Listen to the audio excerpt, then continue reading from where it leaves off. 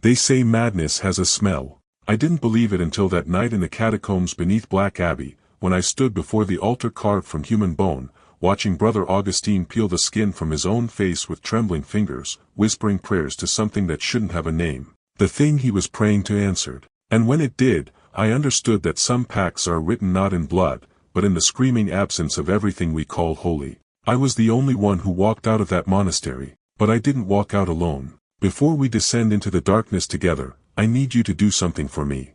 If you're brave enough to hear the rest of this story, subscribe to this channel right now. Leave a comment telling me where you're watching from and what time it is where you are. Because I need to know I'm not alone in remembering what happened at Black Abbey. I need to know that someone, somewhere, is bearing witness to the truth that the church tried so desperately to bury. Now, let me tell you how it began.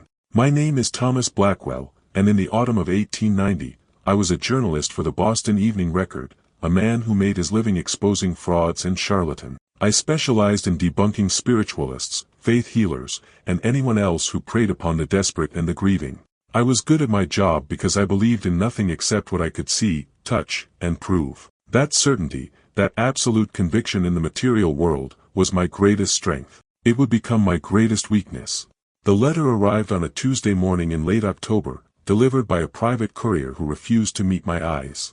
The envelope was heavy, sealed with black wax that bore no crest or mark. Inside, I found a single sheet of yellowed paper covered in precise, archaic handwriting. The letter was unsigned, but it promised me the story of a lifetime. It spoke of Black Abbey, a Benedictine monastery hidden in the mountains of western Massachusetts, where monks had been practicing rituals that predated Christianity by centuries, where men of God had made a pact with something far older than their faith, where the line between prayer and summoning had become fatally blurred. At the bottom of the letter, almost as an afterthought, was a single sentence that made my blood run cold, even then, even when I still believed I lived in a rational world. It read, "Come alone, Mr. Blackwell. Come before All Saints' Day. Come before we complete what we began in the darkness, or there will be no one left to tell the world what transpired here." I should have thrown the letter in the fire. I should have recognized it for what it was, a warning dressed as an invitation. But I was Thomas Blackwell, fearless exposer of frauds, and I saw only a sensational story that would make my career. I packed my bag that very afternoon. The journey to Black Abbey took 3 days. First by train to Springfield, then by coach through increasingly desolate countryside, and finally on foot up a mountain road that seemed to wind its way into another century entirely. The trees grew twisted and bare, their branches reaching toward the gray sky like arthritic fingers. The few locals I passed refused to speak when I mentioned my destination. They simply crossed themselves and hurried away, as if the very name of the place could summon misfortune. I arrived at the monastery gates just as the sun was setting on October 28. Black Abbey stood like a wound in the landscape, all dark stone and Gothic spires that seemed to absorb light rather than reflect it. The architecture was wrong somehow, angles that didn't quite make sense, windows placed in positions that served no purpose I could fathom. The massive wooden doors stood open, as if expecting me. No one came to greet me as I crossed the threshold. The entrance hall stretched before me, lit by candles that guttered in a draft I couldn't feel. The silence was absolute, heavy, the kind of silence that makes you aware of your own heartbeat, your own breathing. I called out. My voice died in the air, swallowed by the stone walls. I found the first monk in the chapel. He was kneeling before the altar, his back to me, head bowed in prayer or contemplation. I approached slowly, my footsteps echoing on the stone floor. "Excuse me, brother," I said. "My name is Thomas Blackwell. I received a letter." He didn't move, didn't acknowledge my presence in any way.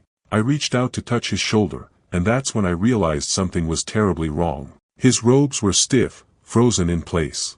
When my hand made contact, he toppled sideways like a statue, hitting the floor with a sound that made me flinch. He landed face up, and I found myself staring into eyes that had been sewn open with black thread, forced to witness whatever he'd seen in his final moments. His mouth was open in a scream that had never made it past his lips. He'd been dead for days, maybe weeks, but he'd been positioned there, arranged like a prop in some grotesque stage play. I stumbled backward, my rational mind trying to process what I was seeing. My first thought was murder, some terrible crime that needed to be reported to the authorities. I turned to leave, to run back down the mountain and bring help, but the doors were closed now. I hadn't heard them move. The heavy iron bolt was thrown, locking me inside. That's when I heard the singing. It came from somewhere deep beneath the abbey, a dozen voices or more, chanting in a language I didn't recognize. The words were guttural, primal, and they seemed to make the very stones vibrate with their resonance. Against every instinct screaming at me to break down the doors and escape, I found myself drawn toward the sound. Because woven through that unholy chorus was a single voice, clear and desperate, calling for help in English. I followed the chanting through corridors that seemed to shift and change when I wasn't looking directly at them. Portraits on the walls watched me pass, their eyes moving in the candlelight, or so I told myself. Doors opened onto rooms that shouldn't exist, spaces that were larger on the inside than the outside, chambers filled with relics that belonged in no Christian church. Bones arranged in intricate pattern, texts written in blood on pages made from human skin, chalices that seemed to pulse with their own dark light. The singing grew louder as I descended. I found a spiral staircase hidden behind a false wall in the library, stone steps worn smooth by centuries of feet, leading down into the earth. The temperature dropped with each step, my breath misting in the air. The chanting wrapped around me like physical things, words that had weight and substance. And underneath it all, I heard something else. A sound like breathing. Like something vast and ancient sleeping in the depths, its dream seeping up through the stone. I don't know how long I descended. Time felt different in that stairwell, elastic and unreliable. But eventually I reached the bottom, emerging into a vast chamber that couldn't possibly exist beneath the abbey. It was too large, too deep. The ceiling disappeared into darkness overhead. The walls were covered in carvings that hurt to look at, symbols and figures that seemed to writhe and change when viewed peripherally. And there, in the center of the chamber, were the monks. 13 of them, arranged in a circle around an altar that made the dead man upstairs seem like a mercy. It was constructed from human bones, hundreds of them, fused together into a grotesque parody of sacred architecture. Skulls formed the base, leg bones the pillars, rib cages woven into an intricate lattice. And on top of this obscene structure lay a book. Even from a distance, I could feel its wrongness, the way it seemed to corrupt the very air around it. The monks were chanting from memory, their eyes rolled back in their heads, moving in perfect synchronization. Their robes were stained with substances I didn't want to identify. Some of them had carved symbols into their own flesh, wounds that wept but didn't bleed normally. The blood ran upward, defying gravity, flowing in thin streams toward the book on the altar. One monk stood apart from the circle. He was older than the others, his face gaunt and hollowed by privation or madness or both. He held a ceremonial knife in one hand, and in the other, he gripped the arm of a young man, barely more than a boy, who struggled weakly against his captor. This was the source of the English voice I'd heard, the cry for help that had drawn me down into this nightmare. The old monk's eyes found me in the darkness. He smiled, and it was the most terrible thing I'd seen yet in that chamber of horrors. "Mr. Blackwell," he said, his voice cutting through the chanting like a blade. "How good of you to accept our invitation. We've been waiting for you. We need 13 for the ritual, you see. 12 to open the door. 1 to hold it open. And 1 to step through as sacrifice. Brother Michael here was meant to be our 13th, but he proved weak, unwilling. You, however, are perfect. A man who believes in nothing. A perfect vessel for something that is less than nothing, that exists in the spaces between belief and doubt." The chanting changed then, accelerating, the words tumbling over each other in a linguistic avalanche. The monks began to move, their circle tightening around the altar. The boy, Brother Michael, screamed, a sound of pure animal terror that echoed off the stone walls. And the book on the altar began to open by itself, its pages turning without any hand to guide them. I tried to run. Of course I tried. But my legs wouldn't obey. I was frozen in place, held by something I couldn't see or fight. The old monk, whom I would later learn was Father Augustine, the abbot of Black Abbey, began to advance toward me. The ceremonial knife gleamed in the candlelight. "Don't fight it, Mr. Blackwell," he said, and his voice was almost kind. "We're not going to kill you. Death is too simple, too final. No, we're going to give you the greatest gift imaginable. We're going to show you the truth. The truth that your precious rationality, your devotion to the material world, has hidden from you. There are older powers than God, Mr. Blackwell. Hungrier powers. And they're so very tired of waiting." He raised the knife, and I knew with absolute certainty that if that blade touched me, I would be lost in ways that went far beyond physical death. The chanting reached a fever pitch. The book's pages were turning faster now, flipping with such violence that they should have torn, but they remained intact, revealing text that seemed to burn itself into my vision even when I closed my eyes. And from the altar, from the book, from the very stone beneath our feet, came a sound, a voice, speaking words that no human throat could form, in a language that predated human language entirely. Something was answering the summons. Something was coming through. The temperature in the chamber dropped so rapidly that frost began to form on the walls, on the monks' robes, on my own skin. My breath came in ragged gasps, each inhalation burning my lungs with cold. The candles guttered and died, but somehow there was still light, a sick phosphorescent glow that seemed to emanate from the walls themselves, from the book, from the eyes of the chanting monks. And then Brother Michael broke free. In Father Augustine's distraction, in his focus on me and the ritual, the boy had found some desperate reserve of strength. He tore his arm from the abbot's grasp and lunged not toward escape, but toward the altar, toward the book. His hands closed on its cover, and he screamed something, a prayer or a curse, I couldn't tell. But whatever words he spoke, they had power. The chanting stopped, just stopped, as if a switch had been thrown. The monks fell silent, their mouths still open, their eyes still rolled back, but no sound emerged. The voice from below, that terrible inhuman utterance, cut off mid-syllable. For a moment, for one blessed moment, there was silence. Then the book screamed. It was the only way I could describe it. The book itself released a sound of pure rage, and Brother Michael's hands began to smoke. Not burn, not catch fire, but simply dissolve, turning to ash and drifting away like sand in wind. He didn't let go. Even as his flesh disappeared, as the bones of his hands became visible and then they too began to crumble, he held on. He was sobbing, tears streaming down his face, but his grip never faltered. Father Augustine moved then, faster than any man his age should have been able to move. The knife came up, coming down toward Brother Michael's exposed back. I don't know what form it will take. I don't know how it will manifest in your world. But I know it will be patient. Hungry things always are.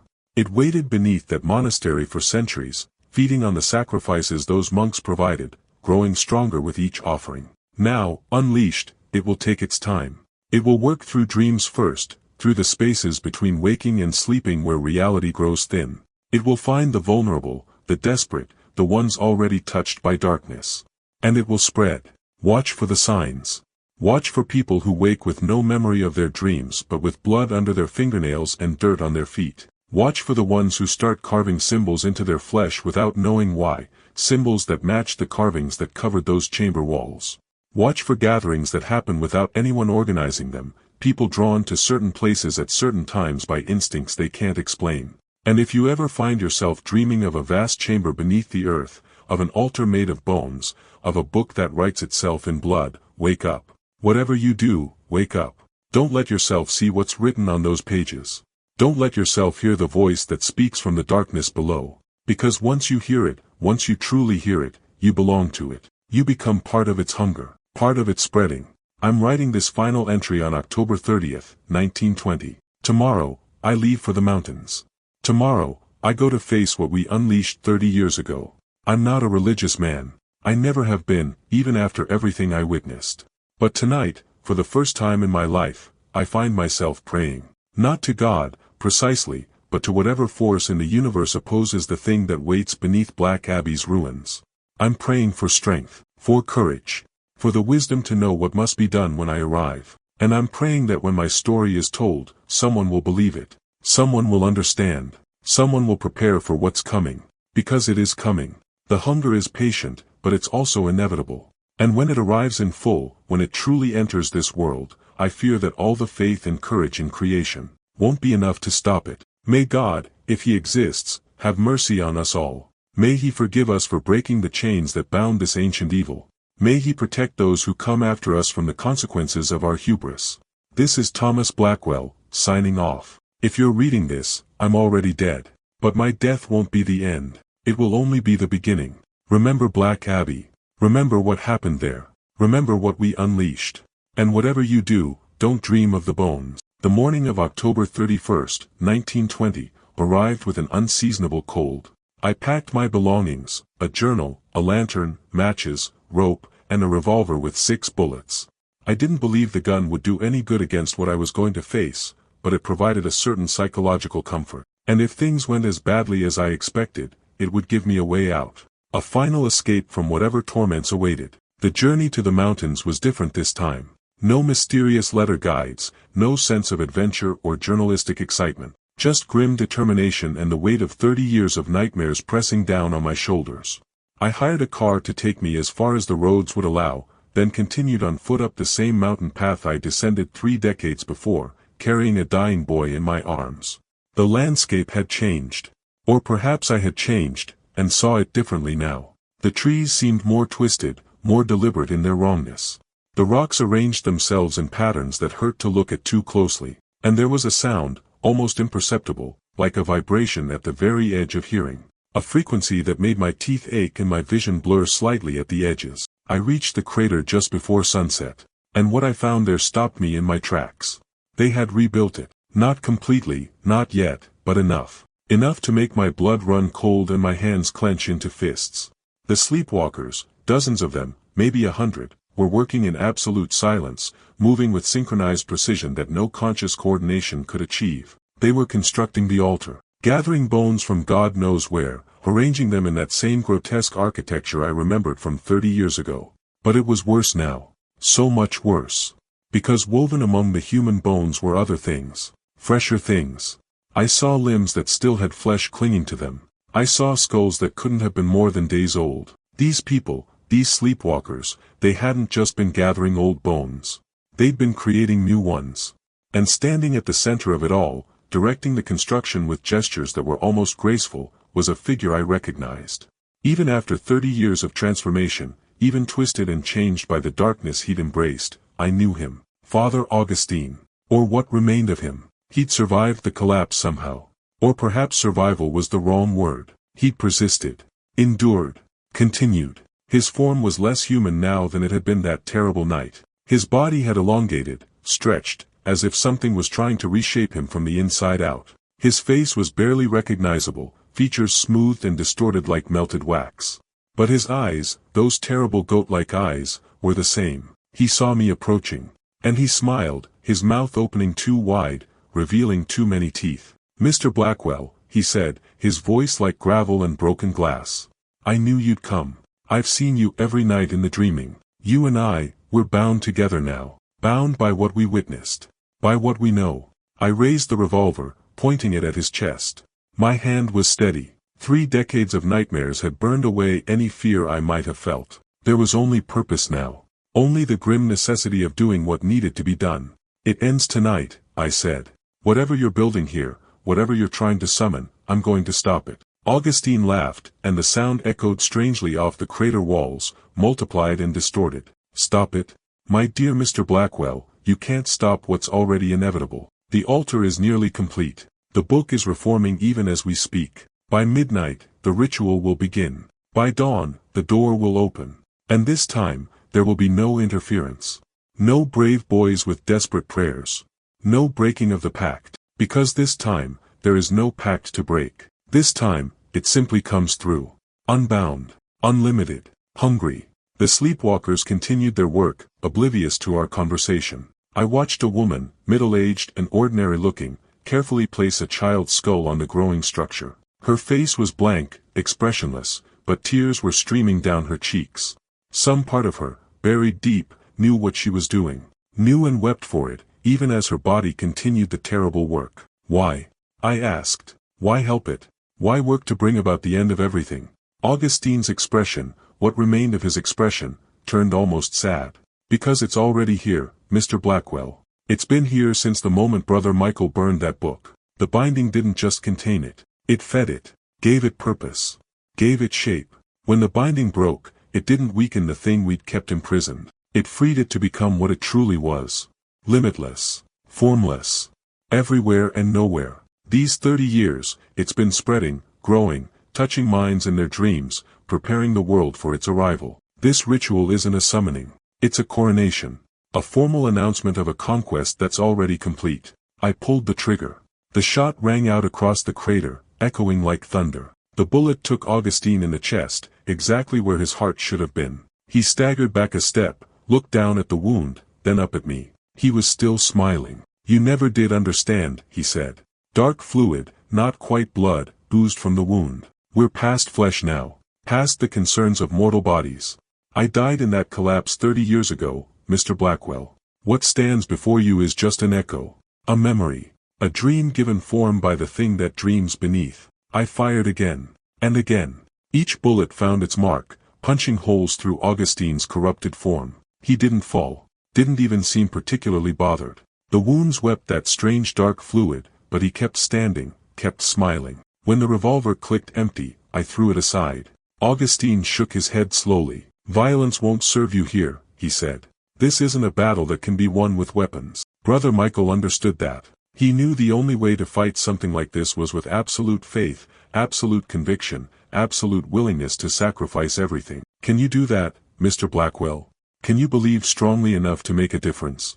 I looked at the altar, at the sleepwalkers, at the crater that had once been Black Abbey. And I thought about Brother Michael, about those final moments when he'd held that burning book with hands that were dissolving, when he prayed for a miracle and received one at the cost of everything he was. I don't have faith, I said quietly. I don't have belief. All I have is stubbornness. A refusal to accept that evil wins. A refusal to go gentle into the darkness.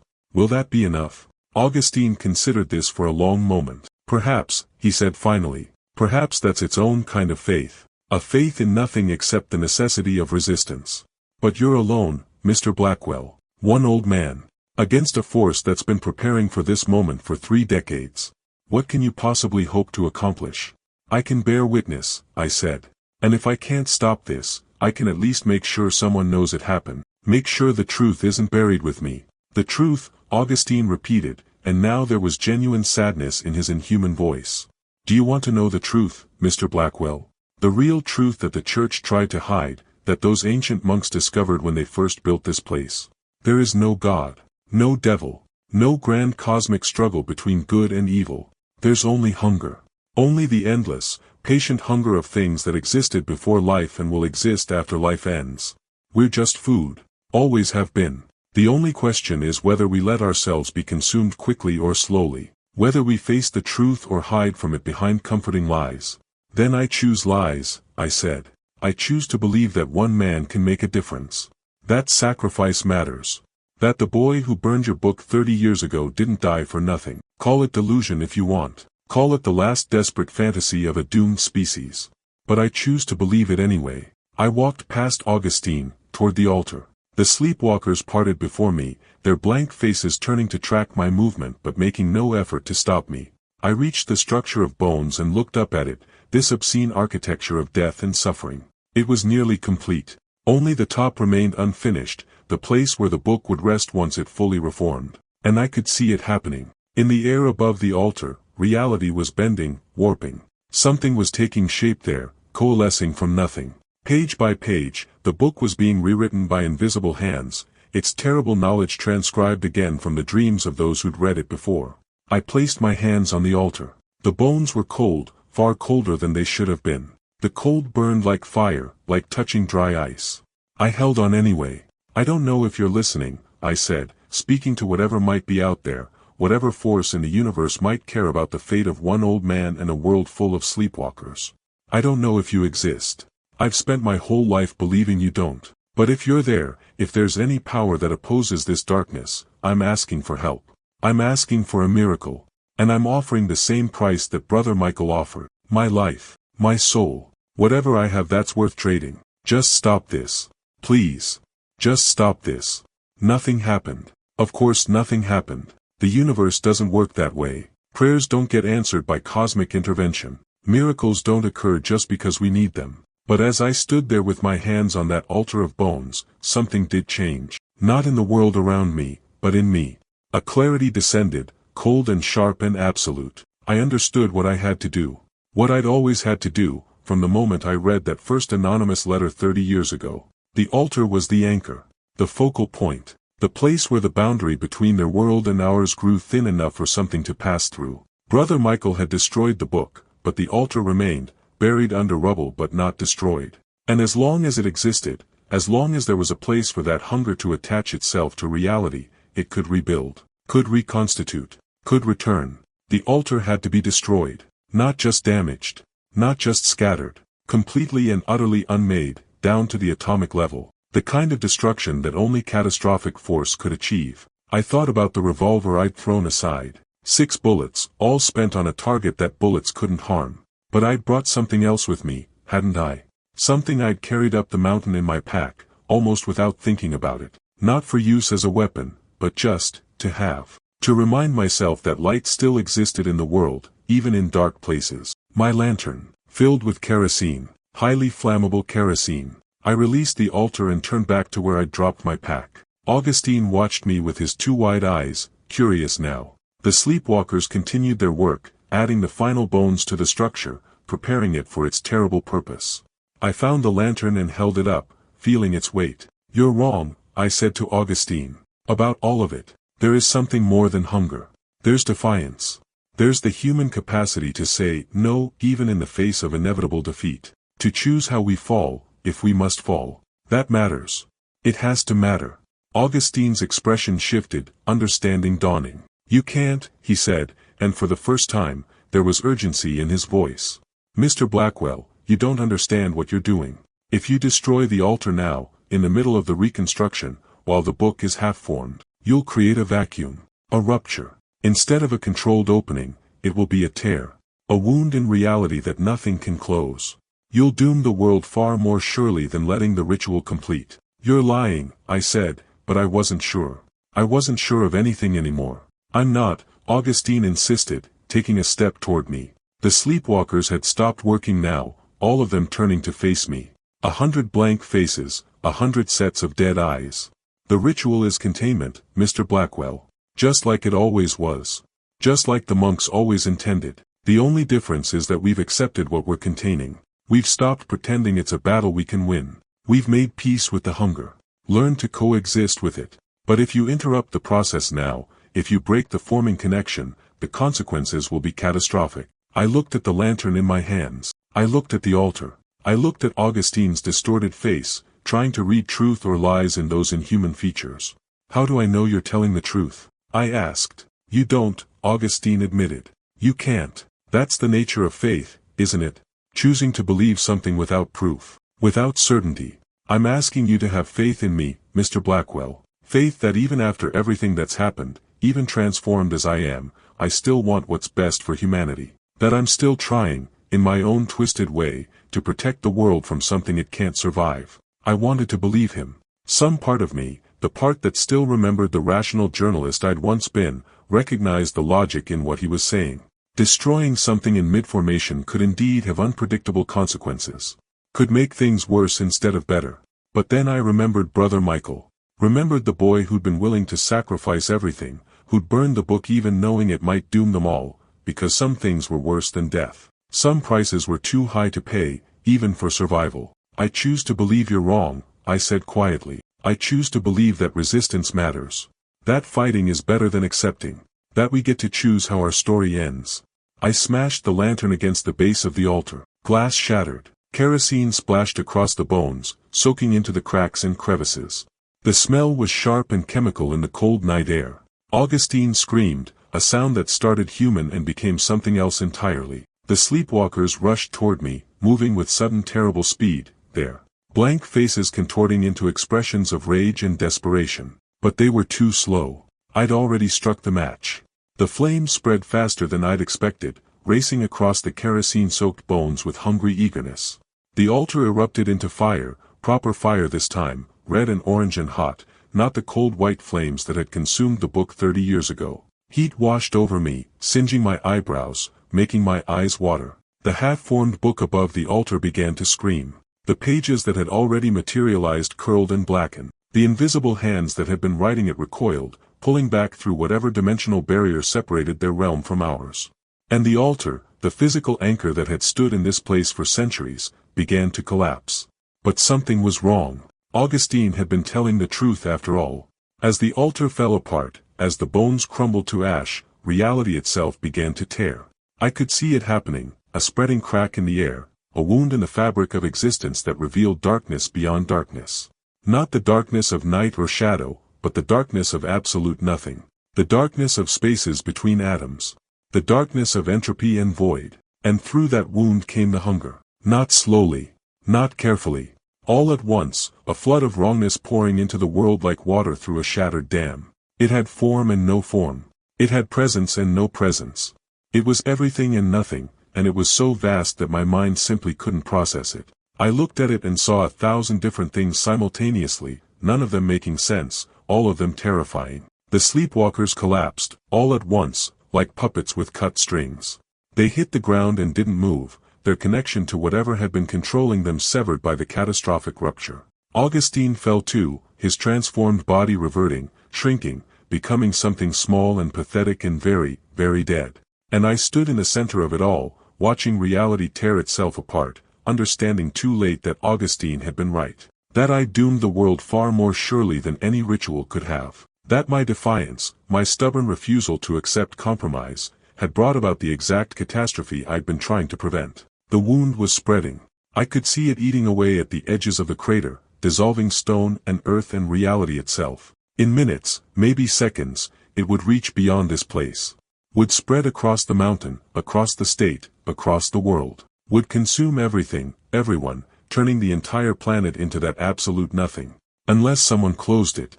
Unless someone sealed the wound from the inside. I understood then. Finally understood what Brother Michael had known instinctively. The price of a miracle isn't just death. It's annihilation. Complete cessation. Not just an end to existence, but an end to having ever existed. A removal from the timeline itself. I walked toward the wound. Each step was harder than the last, like moving through water, through mud, through concrete. Reality itself was pushing back, trying to prevent what I was about to do. But I kept moving, kept walking, because there was no one else. No brave boy with prayers on his lips. No monks willing to make terrible sacrifices. Just an old journalist who'd spent his life believing in nothing. Maybe that's what it took. Maybe only someone who believed in nothing could offer themselves to the void. I reached the edge of the wound and looked back one last time. The sleepwalkers were still lying motionless on the ground. The fires from the altar were dying down, revealing nothing but ash. The mountain stood silent under the stars, indifferent to the cosmic drama playing out in its shadow. It was a beautiful night, I realized. Cold and clear, with the stars spread out overhead in their ancient pattern. I'd spent so many years looking down, looking at evidence and facts and material reality, that I'd forgotten to look up. Forgotten to appreciate the simple wonder of existence itself. I'm sorry, I said to the world, to humanity, to the future I'd accidentally destroyed. I'm sorry I couldn't do better. I'm sorry this is how it ends. Then I stepped through the wound. The sensation is impossible to describe. It wasn't pain, though pain was part of it. It wasn't cold, though I felt colder than I'd ever been. It was dissolution. Unmaking. I could feel myself coming apart, not just my body but my thoughts, my memories, my very concept of self. Everything that made me Thomas Blackwell was being stripped away, layer by layer, like peeling an infinite onion. But even as I dissolved, even as I ceased to be, I could feel the wound closing. My sacrifice, my willing surrender to the void, was providing the energy needed to seal the rupture. I was becoming the stitches that held reality together, my essence woven into the fabric of existence itself to patch the tear I'd created. The hunger raged around me, trying to pull me deeper, trying to consume what remained of my consciousness. But I held on to one final thought, one final purpose. The wound had to close. Had to seal completely. Whatever happened to me didn't matter. Only that mattered. I don't know how long it took. Time had no meaning in that place. But eventually, finally, I felt the edges of the wound meet. Felt them fuse together. Felt reality reassert itself, whole and unbroken. And then I felt nothing at all. I should have ended there. Should have ceased to exist entirely, my consciousness scattered across the void, my existence erased from every timeline. That was the price I'd accepted. That was the sacrifice I'd made. But something happened. Something impossible. I opened my eyes. I was lying on the ground at the edge of the crater, the stars still shining overhead.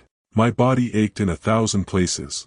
My clothes were scorched and torn. But I was alive. Still existed. Still real. I sat up slowly, my mind struggling to understand. The wound was gone. The altar was gone. The sleepwalkers were stirring, waking up with confused expressions, looking around as if emerging from long dreams. And where the altar had stood, where I'd stepped through the tear in reality, there was nothing. Just empty ground and ash. But I could feel it. A presence. A weight that hadn't been there before. Something attached to me now, woven into my soul or consciousness or whatever survived that journey through the void. The hunger hadn't been destroyed. hadn't been banished.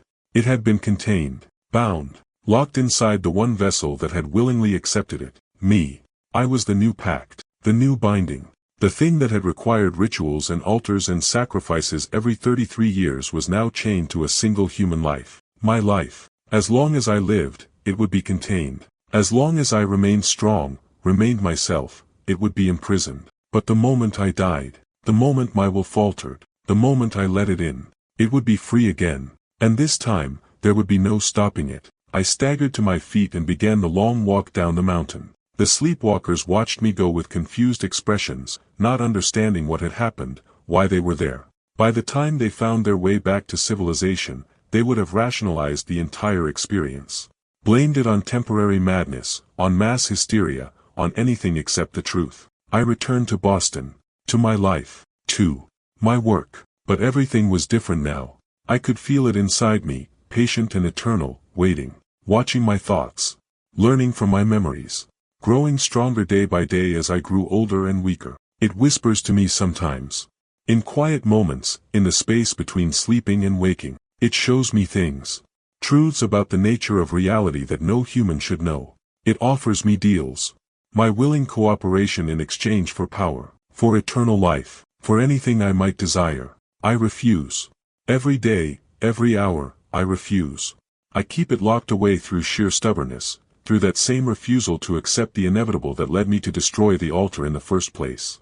But I'm getting old now. So old. And I can feel my grip loosening. Can feel it pushing against the walls of its prison more forcefully each day. It knows that eventually, inevitably, I'll die. And when I do, it will be free. Free in a way it's never been before, having had decades to study humanity from the inside, to learn our weaknesses, to prepare its conquest. That's why I'm telling you this story. Why I'm leaving this record. Not to warn you about what's coming, though you should be warned. Not to prepare you for the darkness that will descend when I'm finally gone, though you should prepare. I'm telling you because you need to know what resistance looks like, what defiance costs, what it means to stand against the inevitable and say no, even when no is impossible, even when no is doomed from the start. Brother Michael taught me that. In his final moments, in his absolute faith and his willingness to sacrifice everything, he showed me that the act of resistance itself has value. That choosing to fight, choosing to resist, choosing to say no even in the face of certain defeat, that matters. It changes things in ways we can't predict or measure. I don't know if you'll face what I've faced. I don't know if you'll ever stand before an altar of bones and have to choose between compromise and catastrophe. But I know that darkness exists. That hunger exists. That there are forces in this universe that see us as nothing more than food, resources to be consumed and forgotten. And when you face those forces, whatever form they take, remember this, you always have a choice. You can accept. You can compromise. You can make deals with darkness in the name of survival. Sometimes those choices are necessary. Sometimes they're the only way. But you can also refuse. You can say no. You can choose to fight even when fighting seems pointless, to resist even when resistance is doomed, to stand your ground even when the ground itself is crumbling beneath your feet. I've lived with that choice for 30 years. I've carried the weight of the world inside me, holding back the darkness through nothing but stubborn will and refusal to surrender. It's been hell. It's been torture. It's been the hardest thing anyone could possibly do. But I'd make the same choice again. 1,000 times, I'd make the same choice. Because some things are worse than death. Some prices are too high to pay. And some monsters deserve to be fought, even if fighting them costs us everything. When I'm gone, when this binding finally breaks, the hunger will be free again. Maybe it will consume everything. Maybe it will be the end of all things. Or maybe someone else will step forward. Someone else will refuse.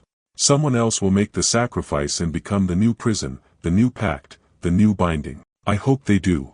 I hope there's always someone willing to stand in the gap, to hold the line, to say no when saying no seems impossible. That's what it means to be human. Not our capacity for reason or tool-making or language. Our capacity to defy, to resist, to stand against the darkness even when we know we'll lose. Especially when we know we'll lose. That's the truth that Black Abbey taught me. The truth that Father Augustine never understood, even after everything. The truth that Brother Michael knew in his bones. We lose. In the end, we always lose. Entropy wins. Darkness wins. The universe grinds us down to nothing and forgets we ever existed. But how we lose matters. The fight matters. The defiance matters. And if I've accomplished nothing else in my cursed, extended life, I've bought the world 30 years. 30 years of light, of hope, of people living and loving and creating without knowing how close they came to annihilation. 30 years of children being born, of art being made, of joy and sorrow and all the complicated beautiful mess of human existence. That has to be worth something. It has to count for something. I choose to believe it does. Even now, even at the end, even with this terrible thing coiled around my soul, I choose to believe that my resistance mattered. That Brother Michael's sacrifice mattered. That every single person who ever stood against darkness and said no, they all mattered. Maybe I'm wrong. Maybe it's all meaningless in the end. Maybe we're just prolonging the inevitable, buying minutes against eternity. But those minutes belong to us. And we get to choose how we spend them. I choose defiance. I choose resistance. I choose no. And when I'm gone, when the darkness comes again, I hope you'll make the same choice. Not because it will save you. Not because it will change the ending. But because it's the right thing to do. Because it's what makes us human. Because some things are worth fighting for, even when fighting is hopeless. Especially when fighting is hopeless. That's my final testimony. That's what I learned in the depths beneath Black Abbey, and in all the years since. That's the truth I'm leaving behind for whoever finds this account. The darkness is real. The hunger is real. The monsters are real. But so is resistance. So is defiance. So is the human capacity to say no when no is impossible. Remember that. When the darkness comes again, and it will come again, remember that you have a choice. You always have a choice. Make it count. This is Thomas Blackwell, signing off for the last time. The binding is failing. I can feel it slipping through my fingers like water. Tomorrow, maybe the day after, maybe even tonight, I'll be gone. And when I am, the thing I've kept imprisoned will be free. I'm not sorry. I'd do it all again. Every mistake. Every sacrifice. Every terrible choice. Because I was there. I bore witness. I stood against the darkness and I said no. And that matters.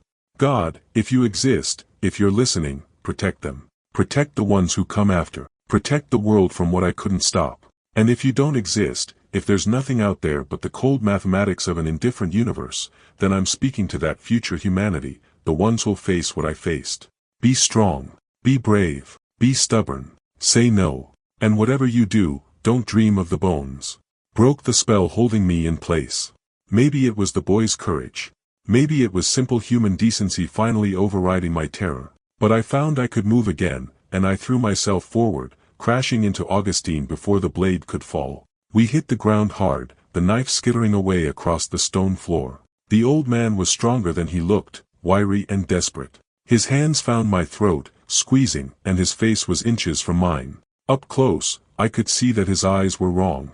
The pupils were vertical, like a goat's, and they reflected the sickly light in ways that human eyes shouldn't. His breath smelled of rot and copper. You don't understand, he hissed, spittle flying. You can't understand. We didn't summon it out of wickedness, you fool. We summoned it to contain it. The pact, the ritual, it keeps it bound, keeps it sleeping. But the binding must be renewed. A sacrifice must be made. Blood must be spilled on this altar every 33 years, or it wakes. It wakes and it feeds and it spreads. We are not the villains of this story, Mr. Blackwell. We are the heroes. We are the only thing standing between the world and annihilation. Behind him, Brother Michael had collapsed, his arms now gone past the elbows, his body convulsing. But the book was changing. The pages were yellowing further, curling at the edges, beginning to char whatever he'd done, whatever sacrifice he'd made. It was working.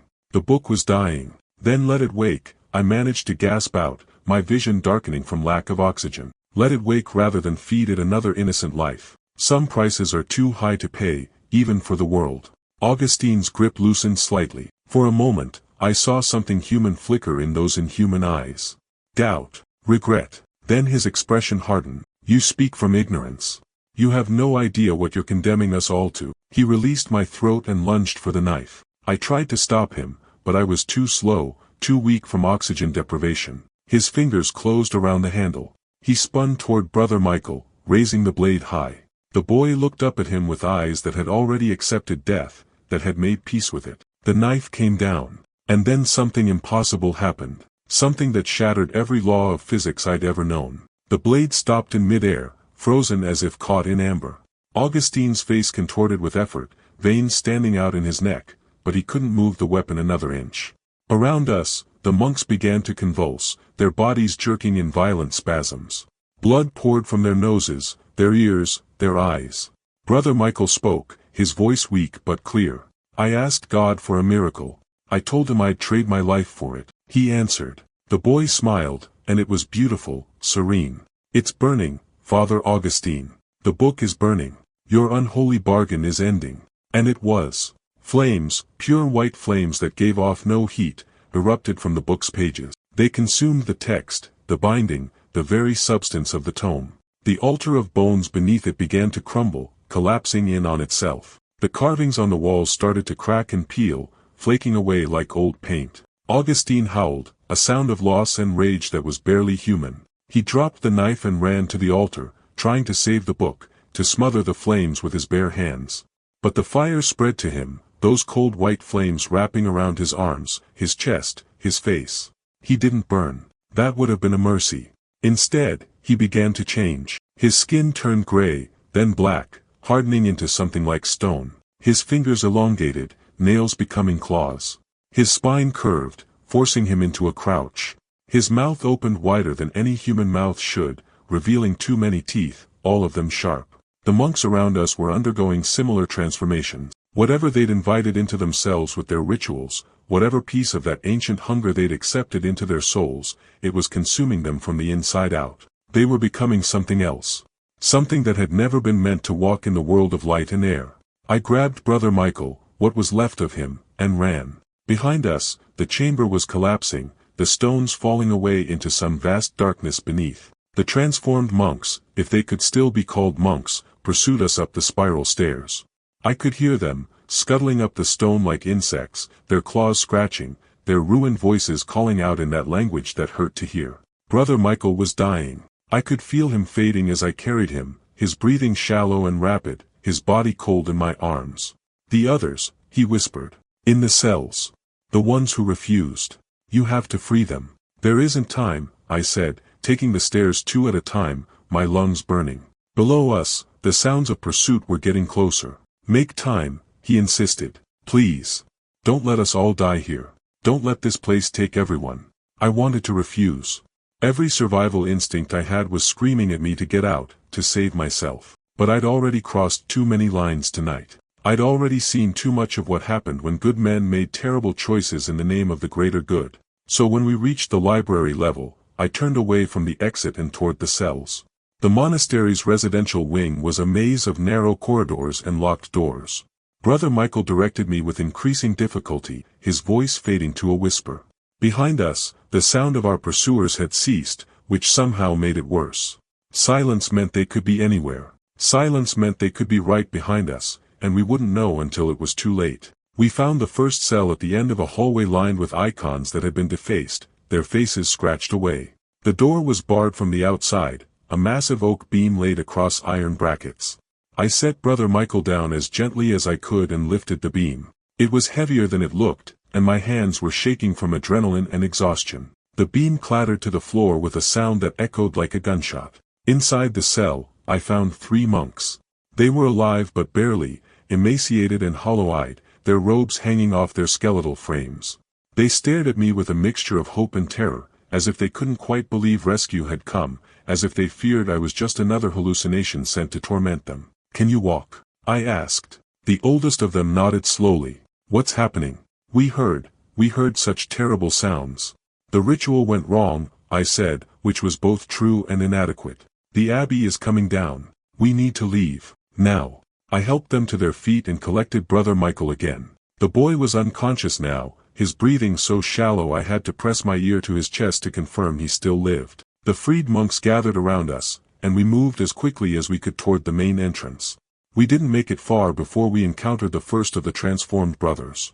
It emerged from a side corridor, moving with a skittering, insectal gait that was all wrong for its mostly human shape. What had been Father Augustine stood before us, or the thing that had been him. His face was a nightmare of human and something else, his mouth full of needle teeth, his eyes reflecting light like an animal's.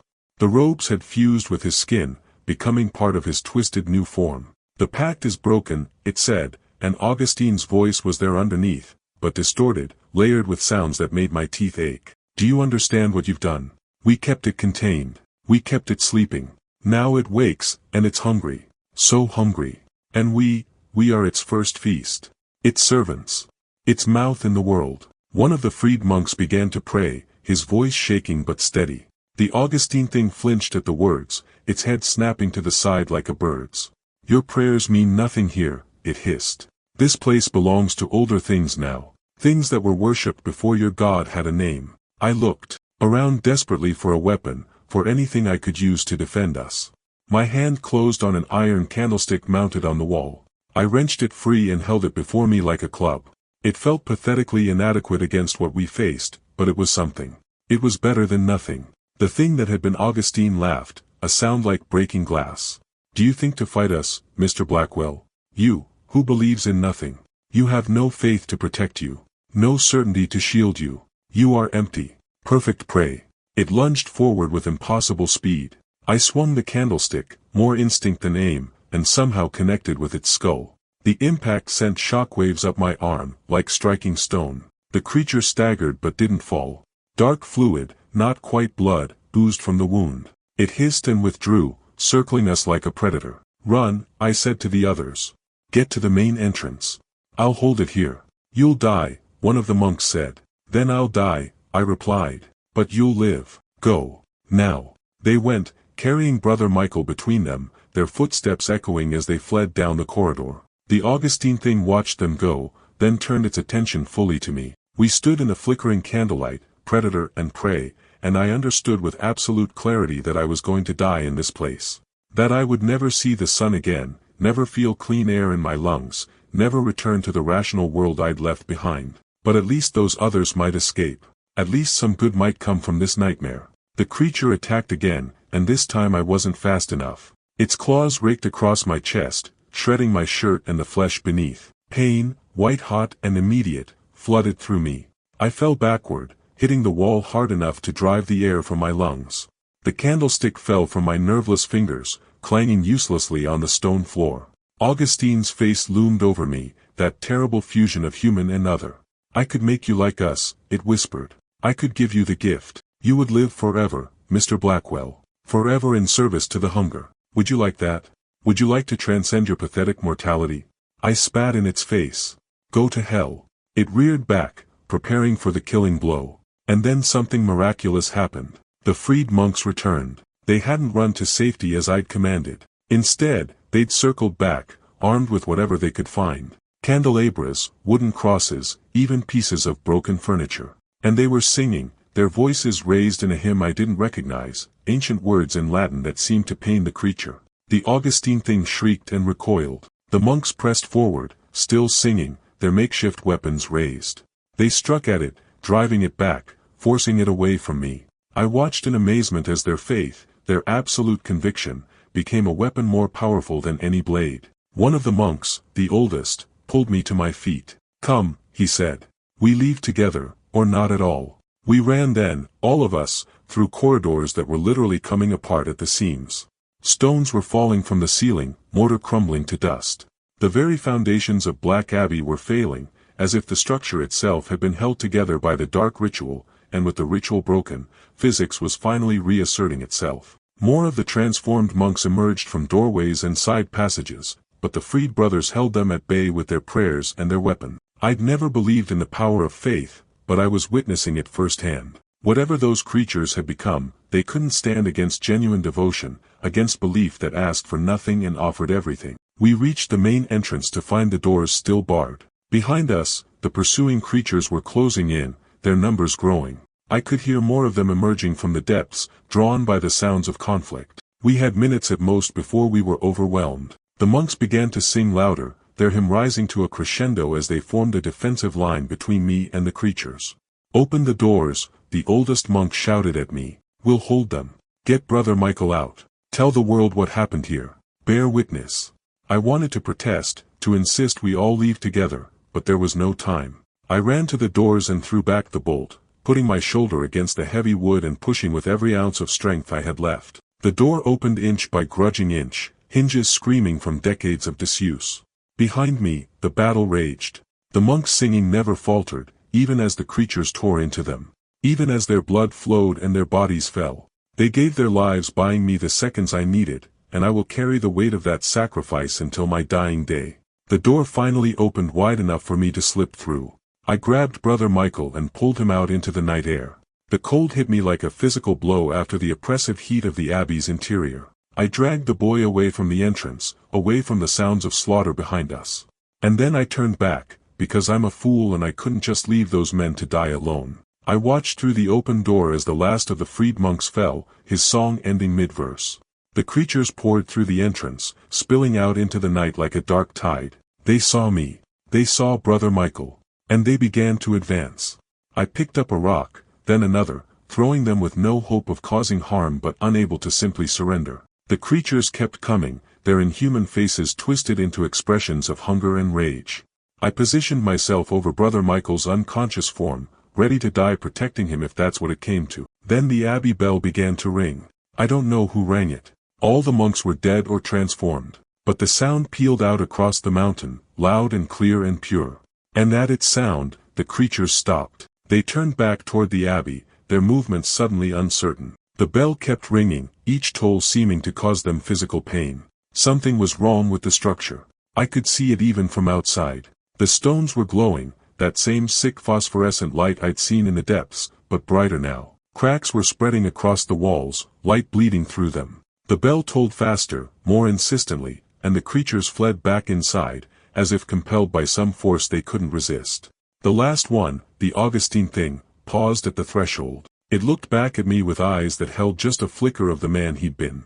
"It wakes," he said, his voice almost human again. "God help us all. It wakes." Then he was gone, pulled back into the Abbey by invisible strings. The massive doors slammed shut with a boom like thunder. The bell gave one final, desperate toll. And Black Abbey collapsed. Not slowly, not gradually, but all at once, as if it had been waiting for permission to fall. The towers crumbled, the walls imploded, and the entire structure sank into itself with a roar like the end of the world. Dust billowed up in a massive cloud, obscuring everything. The ground beneath me shook so violently I was thrown to my knees. When the dust finally settled, there was nothing left. The Abbey was gone, replaced by a crater that sank deep into the mountain. And from the bottom of that crater came a smell. Rank and ancient, the smell of things that had been buried and should have stayed that way. The smell of secrets the earth itself wanted to forget. I gathered Brother Michael in my arms and began the long journey down the mountain. It took me 2 days to reach civilization, moving slowly, caring for the dying boy as best I could. He never regained consciousness. He died in my arms on the morning of the second day, just as the sun was rising. His last words, whispered so quietly I almost missed them, were, "It's not over. It's never over."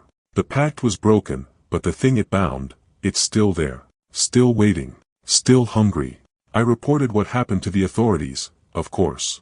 They listened to my story with increasing skepticism, clearly thinking me mad or lying or both. When they sent investigators to the site, they found nothing but the crater I described. No bodies.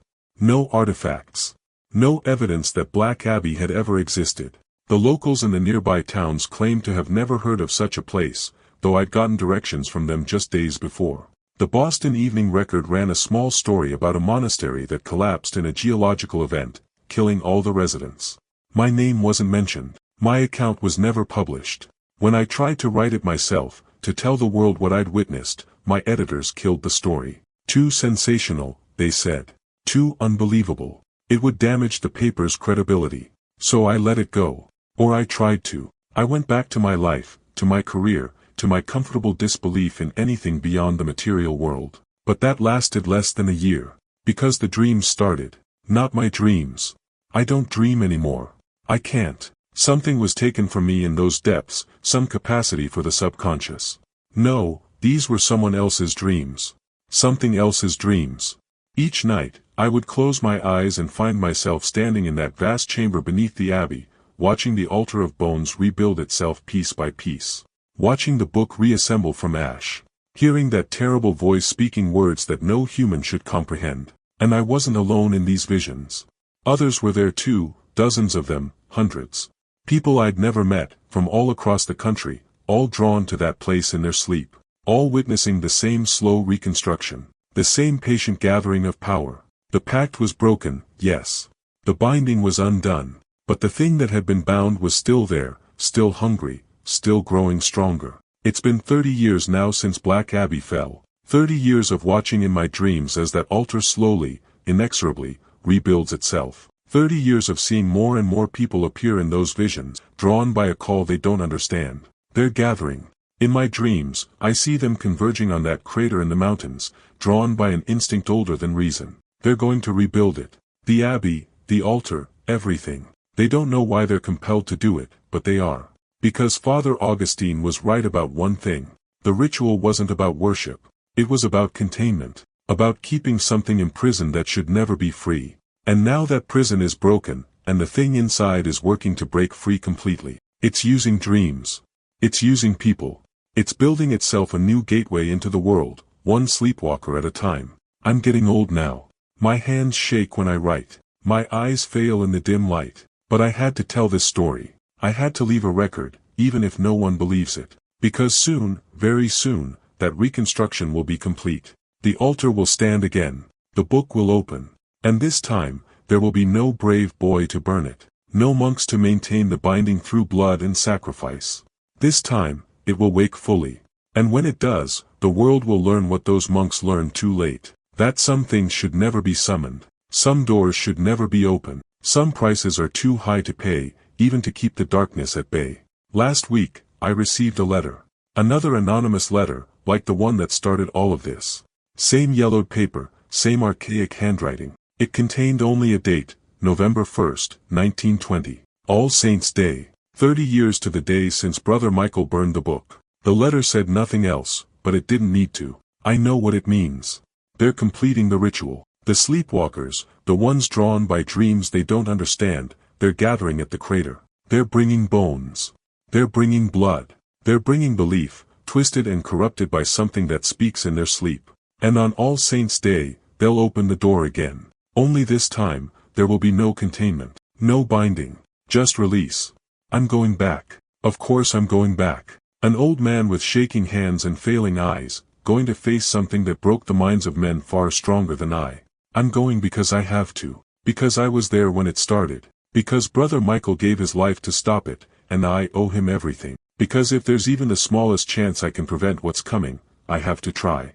I don't expect to survive. I don't even expect to slow it down. But maybe, just maybe, if I can get there before the ritual completes, I can do what Brother Michael did. I can break it again, even if it costs me everything I have and everything I am. So I'm leaving this account behind. I'm leaving it with instructions to publish it if I don't return. To send it to every newspaper, every journal, every medium that might carry it. Not because I think it will change anything. Not because I think anyone will believe it. But because someone needs to bear witness. Someone needs to remember that we tried. That we fought. That we didn't go gentle into whatever darkness is coming. If you're reading this, it means I failed. It means I didn't come back from Black Abbey, or what's being built on its ruins. It means the ritual completed. It means the door opened. I'm sorry. I'm so sorry.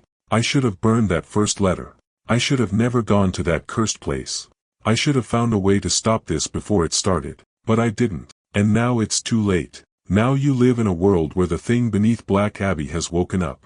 Where the hunger that monks tried for centuries to contain has been set free. I don't know what.